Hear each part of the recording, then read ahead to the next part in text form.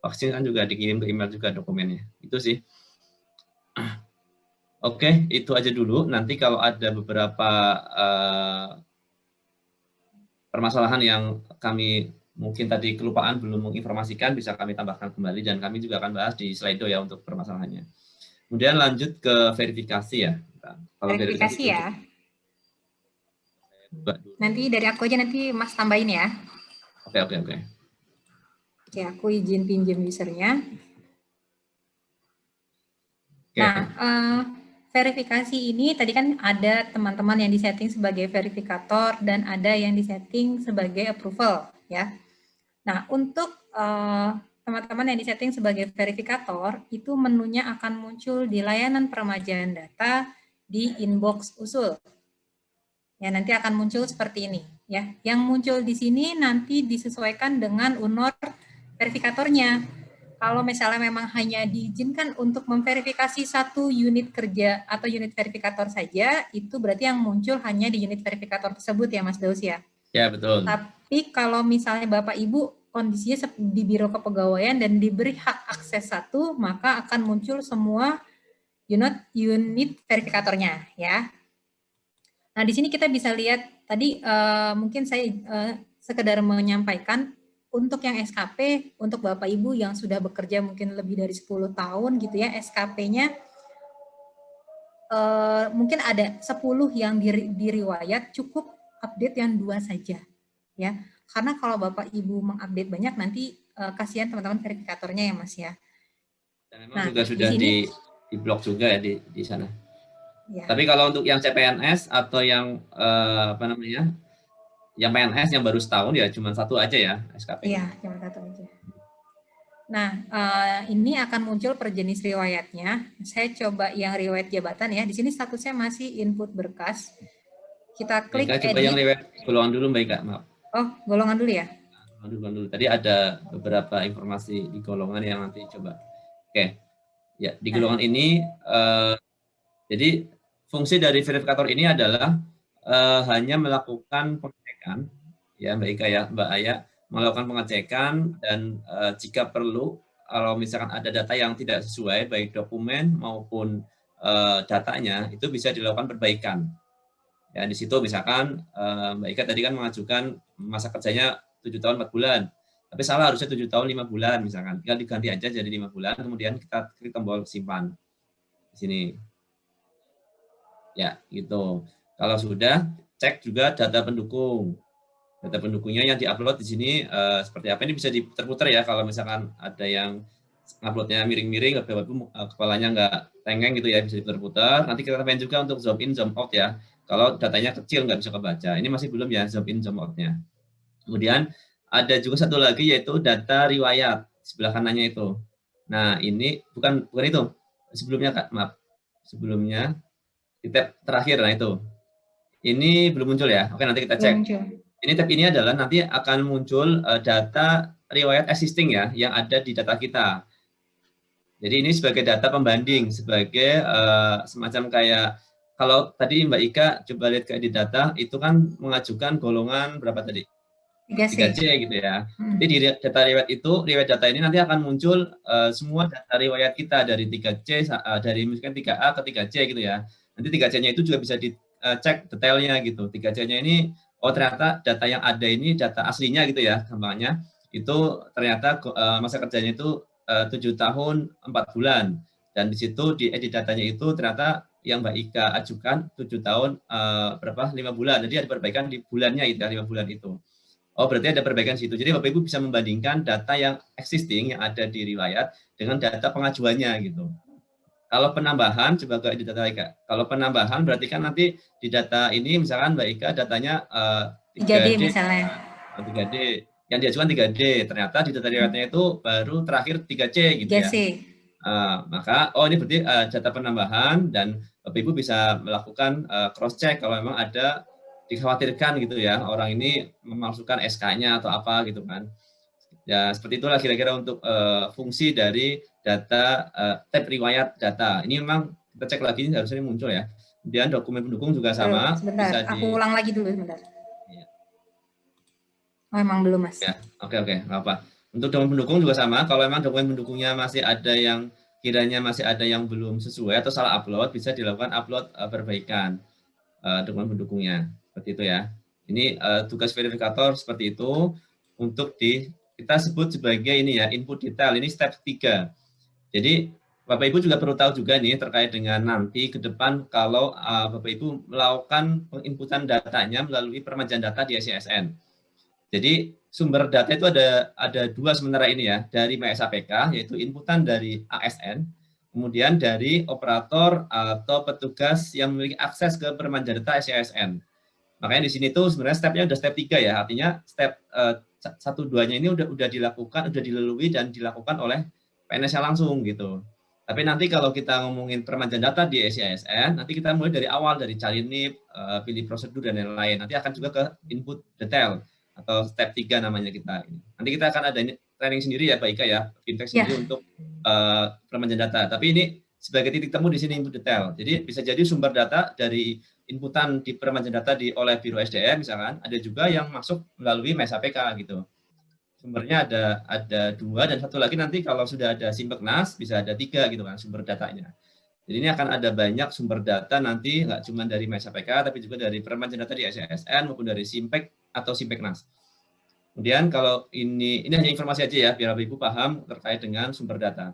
Dan selanjutnya, nah di sini adalah ringkasan ya, ringkasan step 4 ya, kita sebut sebagai verifikasi data, ringkasan data yang sudah di entry, barangkali dicek kembali ya untuk ringkasannya, kemudian data dukungnya apa, bisa dicek juga di sini SKP-nya, bisa dilihat secara detail lagi.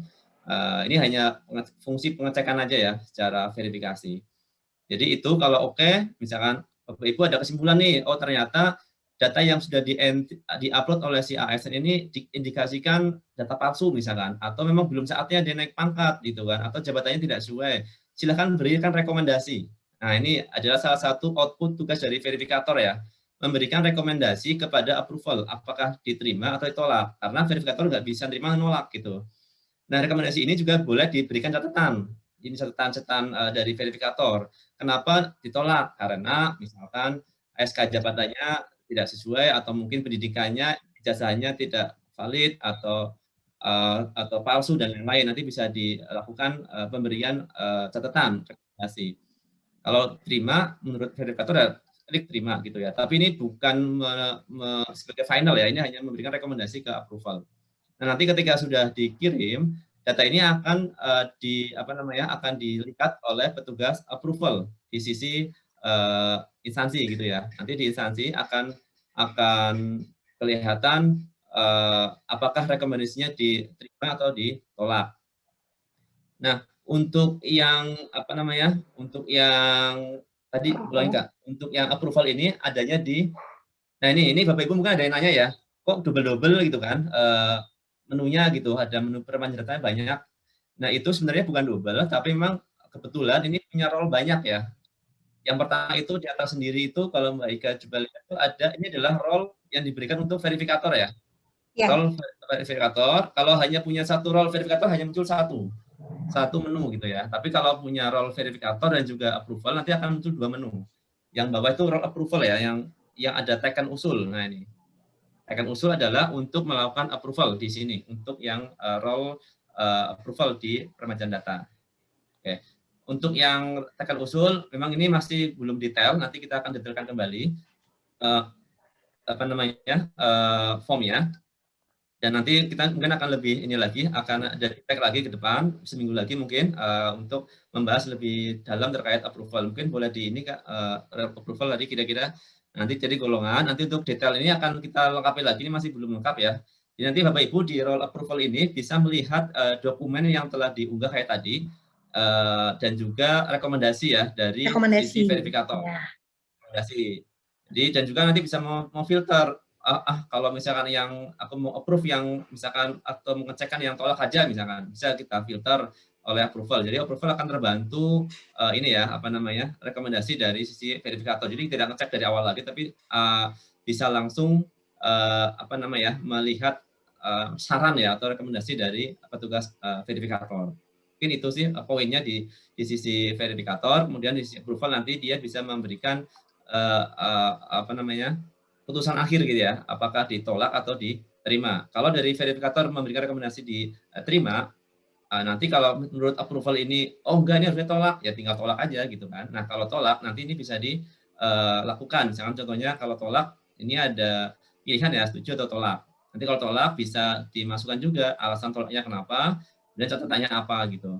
Catatan tambahan dari tolak. Kalau setuju nanti bisa ditambahkan atau dimasukkan password kita. Jadi ini sebagai approval itu tidak hanya klik tombol tapi juga harus memasukkan password kita sendiri.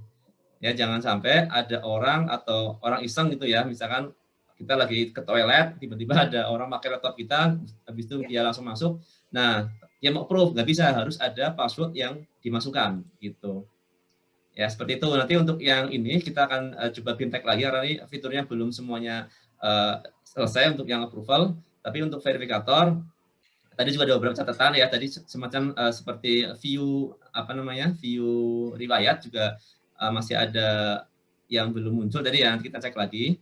Nah itu beberapa hal terkait dari fungsi verifikator dan approval. Nanti untuk buku petunjuk dan lain-lain akan kita sampaikan kemudian. Ya nanti juga ini untuk yang sisi versi production-nya nunggu dari kami dulu ya, Baba dari kami. Kalau memang sudah kita deploy ke production akan kami informasikan perbaikannya gitu. Nanti mudah-mudahan nggak dalam waktu lama ya, tapi dalam waktu beberapa hari ke depan bisa kita sampaikan apakah untuk verifikasi sudah bisa dilakukan atau belum seperti itu. Tapi per hari ini kita masih review dulu nanti malam ya Mbak Ika ya untuk finalisasinya, agar tidak ada kesalahan atau tidak ada setelah diverifikasi ada data yang tidak masuk atau apa gitu. Itu memastikan itu aja sih sebenarnya. Mungkin itu, Mbak Ika, ada tambahan lagi Mbak ya? Mungkin Mbak ya bisa masih pegang loginnya Mas Daus. Ini di sini status sudah berubah nih, jadi berkas terverifikasi ya, berkas disimpan terverifikasi. Kita cek di My SAPK-nya Mas Daus ya. Itu loginnya Mbak Ika itu yang tadi? Iya, yang ya tadi punya Ika itu. Oh, punya aku ya? Oh iya, oke. Berarti bisa dilihat di histori pengajuan ya. Nah ini, di sini juga sudah muncul nih terverifikasi di instansi ya. Jadi secara real time kalau nanti sudah berjalan proses verifikasinya, para PNS juga sudah bisa melihat nih hasil dari inputannya itu sudah prosesnya sampai mana, terverifikasi kah, belum diverifikasi kah, atau sudah disetujui gitu. Karena ini kan golongan ke BKN ya Mbak ya, jadi dia terverifikasi di instansi. Kalau misalnya kayak yang selain golongan pendidikan sama PMK, dia nanti kalau sudah di approval statusnya approval di instansi. Di instansi. Ya. Kalau golongan nanti ada approval di instansi, ada approval di BKN. Ya, seperti itu. Jadi stepnya masih ke step BKN. Jadi minggu depan kita akan coba bimtek lagi untuk petugas approval ya. Jadi mungkin ini aja apa namanya, kita bertahap ya untuk fiturnya, baru yang verifikasi dulu minggu ini, nanti minggu depan kita akan bimtek lagi untuk yang approval. Sebenarnya nggak sulit ya, tadi hanya itu aja, hanya beberapa view aja yang nanti akan kita sempurnakan ya, biar lebih informatif pelaksanaannya, implementasi untuk para petugas approval maupun verifikator. Jika telah di-approve dari approval, nanti kalau untuk kayak riwayat jabatan atau yang kemenangan instansi itu bisa langsung kelihatan ya di MySAPK. Seperti itu. Mungkin itu untuk terkait dengan verifikasi. Nanti juga informasi juga terkait dengan aplikasi MySAPK Android juga sedang ongoing ya, mudah-mudahan dalam waktu dekat juga bisa rilis versi Android-nya. Nanti kalau versi Android sudah rilis, nanti bisa enak tuh mendapatkan push notification ya dari MySAPK dari Android gitu. Jadi ada muncul push-nya. Jadi akan kelihatan nanti kalau yang sudah terverifikasi bisa kita dapatkan informasi notifnya dari Android gitu. Tapi ini masih kita checking akhir ya, finishing untuk bisa rilis ke Play Store. Ini tuh. Oke, Mbak ya. Sekarang langsung aja masuk ke itu yang pertanyaan tadi, kalau yang masuk ke slide apa sudah bisa direkap biar kita nggak sore nih, udah jam 3:30.